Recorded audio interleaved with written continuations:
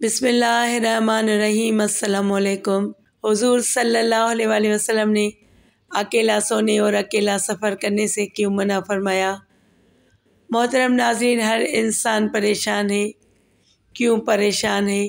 اس لیے کہ آمدنی میں برکت نہیں ہے، کھانے پینے میں برکت نہیں ہے، سوتے ہیں نیند پوری نہیں ہے، کام شروع کرتے ہیں مکمل ہونے میں نہیں آتا، بزنس شروع کرتے ہیں نقصان ہو جاتا ہے۔ جانتے ہیں ان چیزوں کی وجہ کیا ہے؟ وجہ سب کی صرف ایک ہی ہے، وہ ہے اتفاق کا نہ ہونا۔ گھر میں ایک ہی ماں اور باپ کی اولاد میں اتفاق نہیں ہے۔ ہر بچے کا روم الگ، کھانا الگ، پینا الگ، گاڑی الگ، سب کچھ الگ ہے، تو پھر برکتیں اور خوشیاں کہاں سے نصیب ہو سکتی ہیں؟ جب ہم قرآن و سنت کے مطابق زندگی گزارتے ہیں تو ہم اٹھنا بیٹھنا کھانا پینا سب عبادت میں لکھا جاتا ہے۔ ہم سو رہے ہیں اور ہمارا سونا عبادت بن جائے، اس سے اچھی زندگی اور کیا ہو سکتی ہے؟ ہم سفر کر رہے ہوں اور سفر ہماری عبادت میں لکھا جا رہا ہو تو ایسے سفر کی کیا بات ہوگی؟ لیکن جب ہم قرآن و سنت کی خلاف ورزی کرتے ہیں تو ہمیں گناہ اور گناہ کی سزائیں بھی ملتی ہیں۔ محترم ناظرین، آج کل ہر کوئی سنگل روم کی خواہش کرتا ہے، چاہے سفر میں ہو یا باہر کسی ہوٹل میں رکنے کی بات کی جائے یا پھر گھر میں رات کو سونے کی بات کی جائے۔ ہر کوئی اس بات پر خوش ہوتا ہے کہ اس کا اپنا الگ سے ایک کمرہ ہو۔ رات اکیلے گزارنے اور اکیلے سفر کرنے کے بارے میں ہم رسول اللہ صلی اللہ علیہ وآلہ وسلم کے فرمان بتانے جا رہے ہیں اور ساتھ ہی ساتھ رات کو اکیلے سونے کے نقصان بھی بتائیں گے، تو تفصیلات جاننے کے لیے ویڈیو کو آخر تک ضرور دیکھیے گا۔ محترم ناظرین، اللہ تعالیٰ نے قرآن مجید میں حضرت موسیٰ علیہ السلام، حضرت خضر علیہ السلام اور حضرت ذوالقرنین علیہ السلام کے سفروں کا ذکر فرمایا ہے۔ یاد رہے کہ سفر کے دوران انسان کو جہاں بہت کچھ سیکھنے کا موقع ملتا ہے، وہیں پر اس کو مختلف اتار چڑھاؤ کا سامنا بھی کرنا پڑتا ہے۔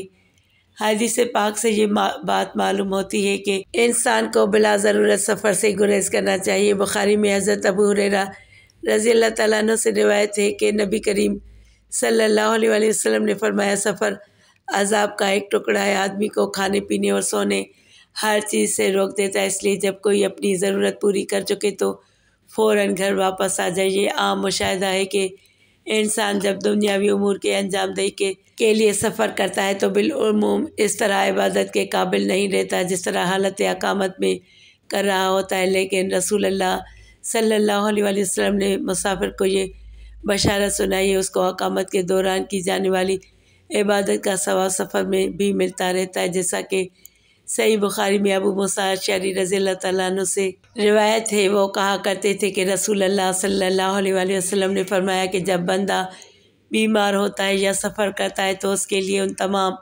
عبادت کا ثواب لکھ دیا جاتا ہے جو اقامت کی صحت کے وقت یہ کیا کرتا تھا۔ اللہ تعالیٰ اپنے بندوں پر کس قدر مہربان ہے۔ اسی طرح سے سفر میں اللہ تعالیٰ نے انسانوں پر عبادت کی تفصیل بھی کی ہے۔ اس سفر میں نماز قصر ادا کرنا سنت نبوی رسول اللہ صلی اللہ علیہ وآلہ وسلم ہے۔ اسی طرح مسافر کے لیے دوران سفر روزہ رکھنا ضروری نہیں ہے، جیسا کہ صحیح بخاری میں حمزہ بن عمر رضی اللہ تعالیٰ عنہ سے روایت ہے کہ میں نے رسول اللہ صلی اللہ علیہ وآلہ وسلم سے عرض کی کہ میں سفر میں روزہ رکھوں۔ وہ روزے کثرت سے رکھا کرتے تھے۔ رسول اللہ صلی اللہ علیہ وآلہ وسلم نے فرمایا، اگر جی چاہے تو رکھ دیں اور چاہے افطار کرنا۔ یہ تو چند احکامات جو سفر کے بارے میں احادیث میں بیان ہوئے ہیں۔ اب بتاتے ہیں کہ اکیلے سفر کرنا کیسا ہے۔ اکثر لوگ سفر پر اکیلے روانہ ہو جاتے ہیں۔ انسان کو زیادہ تر کوشش کرنی چاہیے کہ سفر میں اس کے ساتھ کوئی نہ کوئی ساتھی موجود ہو۔ اس کو اکیلے سفر کرنے سے ممکن حد تک گریز کرنا چاہیے، کیونکہ اس بارے میں صحیح بخاری میں عبداللہ بن عمر سے روایت ہے کہ رسول اللہ صلی اللہ علیہ وآلہ وسلم نے فرمایا، جتنا میں جانتا ہوں اکیلے سفر کی برائیوں کے متعلق اتنا علم اگر لوگوں کو ہو تو کوئی سوار رات میں اکیلا سفر نہ کرتا۔ محترم ناظرین، اب خود ہی اندازہ لگا لیں کہ رات کو سفر کرنا کس حد تک خطرناک ہو سکتا ہے، اور رسول اللہ صلی اللہ علیہ وآلہ وسلم نے کن الفاظ میں انسان کو رات کے سفر سے متنبہ فرمایا ہے۔ رات کو اکیلے سفر نہ کیا جائے، یہ بات تو عام ہے جس میں مرد اور عورتوں دونوں شامل ہیں، لیکن صرف عورتوں کی بات کی جائے تو ان کے لیے خاص طور پر تاکید ملتی ہے۔ یاد رہے کہ عورتوں کو بھی کئی مرتبہ رشتہ داروں سے ملاقات، علاج یا کسی ضروری کام سے سفر پر نکلنا پڑتا ہے۔ احادیث مبارکہ سے یہ بات واضح ہوتی ہے کہ عورتوں کو بالکل بھی اکیلا سفر نہیں کرنا چاہیے، اس لیے کہ یہ بات فتنے کا باعث بن سکتی ہے اور ان کی عزت و ناموس کو بھی خطرہ لاحق ہو سکتا ہے، جیسا کہ صحیح بخاری میں حضرت عبداللہ بن عباس رضی اللہ تعالیٰ عنہ سے روایت ہے کہ رسول اللہ صلی اللہ علیہ وآلہ وسلم نے فرمایا، کوئی عورت اپنے محرم رشتہ دار کے بغیر سفر نہ کرے اور کوئی شخص کسی عورت کے پاس اس وقت تک نہ جائے جب وہاں کوئی محرم موجود نہ ہو۔ ایک شخص سے پوچھا، یا رسول اللہ صلی اللہ علیہ وآلہ وسلم، میں فلاں لشکر میں جہاد کے لیے نکلنا چاہتا ہوں لیکن میری بیوی کا ارادہ حج کا ہے، تو آپ صلی اللہ علیہ وآلہ وسلم نے فرمایا، تو اپنی بیوی کے ساتھ حج کو جا۔ یہاں میری بہنوں کو غور کرنے کی ضرورت ہے کہ جو کوئی بے دھڑک کسی بھی کام سے گھر سے باہر چلی جاتی ہیں اور محرم ساتھ نہیں ہوتا، اس لیے عورتوں کو خصوصیت کے ساتھ اس بات کا اہتمام کرنا چاہیے۔ رات کی بات تو بہت دور ہے، عورت کو دن میں بھی محرم کے بغیر اکیلے سفر کرنے کی اجازت نہیں ہے۔ اب آپ کو اکیلے رات بسر کرنے کے بارے میں بتاتے ہیں۔ اس حوالے سے حضرت عبداللہ بن عمر سے روایت کرتے ہیں، رسول اللہ صلی اللہ علیہ وآلہ وسلم نے تنہا رہنے سے منع فرمایا، یعنی نہ تو آدمی رات تنہا بسر کرے اور نہ تنہا سوئے اور نہ تنہا سفر کرے۔ اس حدیث میں رات اکیلے گزارنے کی واضح ممانعت فرمائی گئی ہے، لیکن اس کے باوجود ہم میں سے اکثر لوگ، خاص طور پر نوجوان، اس بات پر اصرار کرتے ہیں کہ ان کا اپنا کمرہ ہو جہاں وہ اکیلے ہوں اور انہیں دن رات کی تنہائی میسر ہو۔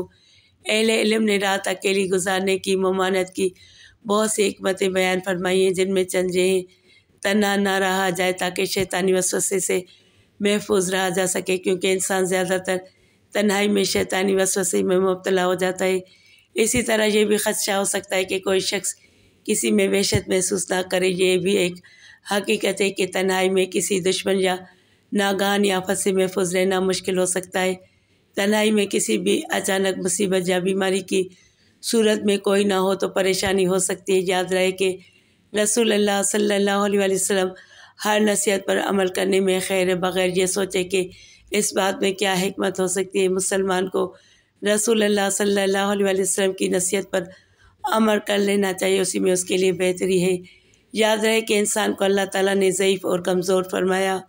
رات کا وقت ہو اور اس پر کوئی بھی یا کسی بھی قسم کی پریشانی آ جائے اور مدد کرنے والا کوئی نہ ہو تو خود ہی سوچ لیں کہ انسان کی حالت کیا ہوگی۔ محترم ناظرین، سفر اور رات اکیلے بسر کرنے کے بارے میں تعلیمات نبوی صلی اللہ علیہ وآلہ وسلم پر ہمیں مکمل عمل کرنا چاہیے، کیونکہ اسی میں ہم سب کی خیر ہے۔ اللہ پاک سے دعا ہے کہ ہم سب کو ہدایت عطا فرما دے، اور ہدایت بھی ایسی ہو کہ ہمارا اٹھنا بیٹھنا کھانا پینا قرآن و سنت کے احکامات کے مطابق ہو، تاکہ اللہ بھی راضی اور اللہ کا حبیب بھی راضی ہو جائے، اور یہی رضا انشاءاللہ ہماری دنیا اور آخرت کی کامیابی کی کنجی بن جائے گی۔ آمین یا رب العالمین۔